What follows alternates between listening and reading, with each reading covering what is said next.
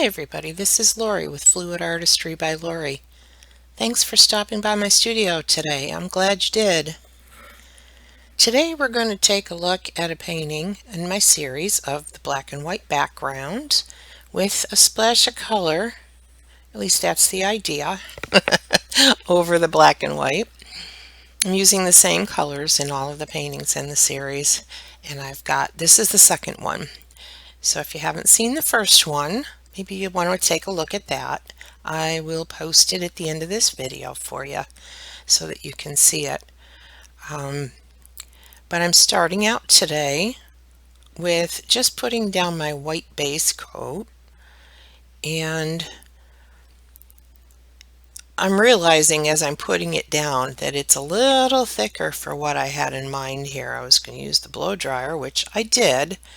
You'll see what happens with it because the background is a little thick, but it's a little bit different of a background this time too. I'm just kind of doing a little bit more simplistic kind of a design in the background, a little bit quieter, a little bit more geometric, I guess you could say.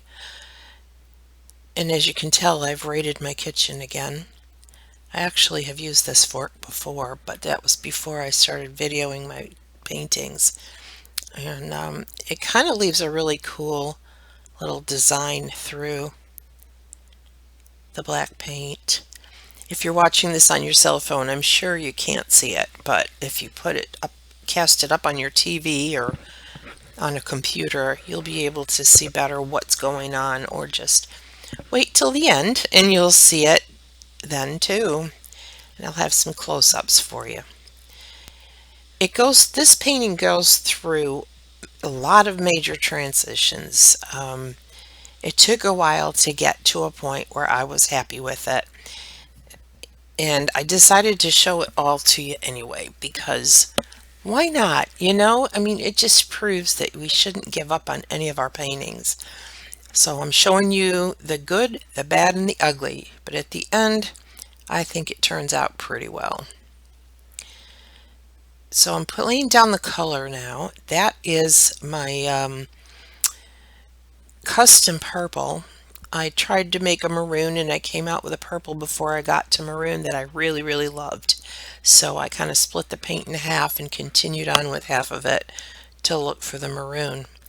And I did get it, and you'll see that one come up too. But that's the iridescent gold from Golden, and there's the maroon.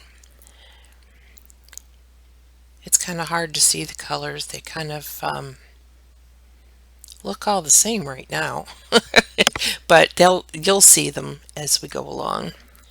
This one is the blue. This is one of my favorite blues. It's Artist Loft Metallic Blue, and it just brightens everything up here. And as I put a little bit down, I decide, yeah, let's just do a little bit more, because I do like it. It's brightening things up just a bit. So I'm gonna, there's a lot of thinking as you go along throughout the process of these paintings. They don't just kind of flow and come out of the air perfect, as you might see on some of the videos, and you'll see that here. This is quinacridone nickel azo gold. That's another golden color. I love that. It's a perfect contrast to go with these other colors. It just brings out a little bit of something different in this painting. This one is another golden color. It's turquois phthalo. It's awesome. It's a beautiful color. It just seems to, since I discovered it and got some of it, it just seems to show up in a lot of my paintings. So I'm using the Amsterdam titanium white mixed just with Floetrol here, the cell activator recipe, and the black too is coming up here. I just wanted to see some more cells. I wanted it to bring up more cells for me when I did the blowout. And it did. It definitely did, but not as much, I guess, as I wanted to, but then the paint wasn't really moving, and you'll see in a second that But I'm going to pop the air bubbles here first. See if make sure that we don't have any of those speckles in the background when I get it going in with the blow dryer. Okay, here we go. This is a new blow dryer. You'll notice that there's no paint on it yet. The other one I have, I went to get it out and it just, that was it. It didn't turn on. I know I probably dropped it one too many times. That is what I do. But anyway, you can see here that the paint is just not moving at all. I'm not going for a traditional Dutch pour here, but I did want some movement. I was hoping to just kind of get some movement and a little bit of something going up the canvas here. And so I tried a little bit harder, It was moving a little bit, changing the angle of the blow dryer just to try and get something that I could work with. And it got a little, I don't know if you want to say muddy, but definitely muddled down there at the left-hand side on the screen. And, fortunately, the colors right where I'm blowing up the top there on the right-hand side, they stayed pretty vibrant, and very happy with that part. And as far as that goes, so I didn't have to do a whole lot with that up there going forward. I really liked that. You could see each of the colors a little bit individually and a few cells here and there.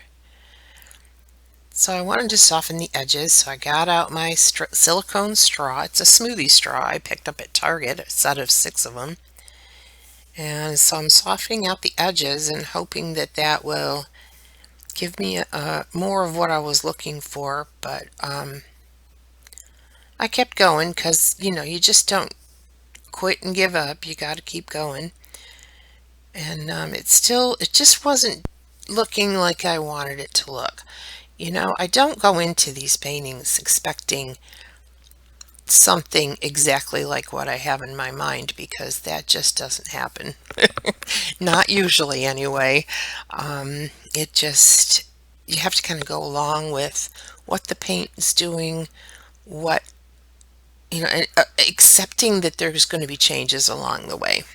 If you go into these types of paintings, these pour paintings, with a specific idea in mind, you're going to be probably disappointed more than you're not. I know that's the case with me, at least, so I've become very open-minded when it comes to doing these paintings. And it's kind of the way I like to run my life. Stay open and look for the good in people. Anyway, there's another fork out of my kitchen. It's one I don't think I've ever really used in the kitchen. So I brought it to the paint room, brought it to the studio, and I'm just doing some more squiggly lines through this, which is what I had planned on doing anyway. This was part of the plan. So I decided, even though it didn't blow out the way I wanted, I was going to continue on forward with it and see what I could make out of it and what I liked and what I didn't like at this point. And I really like this look. I like what that fork is doing. I haven't used it in a while, just like the other one, and I am enjoying what it's doing here. It's a lot of fun. You can say, okay, I don't really like this part, or this part got too muddled, and let's just kind of put something in it. I like a little bit of sharper lines in the paintings, I think, than not. I like to see the colors kind of separated, but with some blending, but not all blended in and looking like, I don't know, like chaos. Although this painting did start looking like chaos here. Anyway, it's starting to straighten itself out here by putting some of these lines in. It's giving it some composition and some definition, I feel like. Still, you know, I'm hesitant to do much with that upper right hand corner there, because I really love what it's looking like, but I know eventually I've got to do something there too. Otherwise, it's just going to look out of place, as pretty as it is up there. It ended up being the top of the painting. That's why I keep saying up there. That composition ended up being with where I am right now as the top. So I just put a little bit of a line through there and kind of curled it around so I didn't go through all of the color. It is so pretty up there, but it had to have something to balance it. So we went there. It's looking better. I do have a better feeling about it now. It still needs something though. It's still just, it's too blobby. So I'm going to take some of the white and put some white through it. As you can see, I'm just putting a little bit there and tilting it and bringing the white in and kind of dividing it up a little, the colors up a little bit. That helped a great deal. That definitely helped a great deal. You know, the blob of color in the middle of the canvas just wasn't doing it for me. And so little by little, you just keep working with it. Try and figure out what it is you don't like and what you think it might need. And so it's still a little bit of a blob of color to me, so I'm going to try putting some swiping in it, like I did with the first one in the series, with the black and the white. I realized that I don't have a whole lot of paint on there left, you know, and swiping for cells is really, you need more paint than what I've got on the canvas at this point. So it really didn't sell much, but it did put a little more design in the middle of the painting, a little bit more of something other than the blob of paint. And so I think in the end it ended up working out quite well. So what I'm going to do here is I'm going to put on some music and let you watch what I end up figuring out and doing with this. And I'll be back with you for the final result, the final wet result, in a little bit. Sit back and enjoy. I hope you hang out till the end because you got to see how it ends up turning out. Thanks. We'll see you in a few.